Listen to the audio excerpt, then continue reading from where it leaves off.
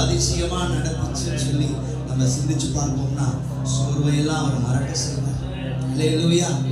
ஃபியூச்சரை குறிச்சுதான பயம் இருந்துச்சுன்னா பாஸ்ட்ல ஆண்டவர் செஞ்சதை நினைச்சு பார்த்தா பிரசன்ட்ல தேவையான பலனை கர்த்தர் கொடுத்து ஃபியூச்சரை அவர் பார்த்துக்குவார். அல்லேலூயா.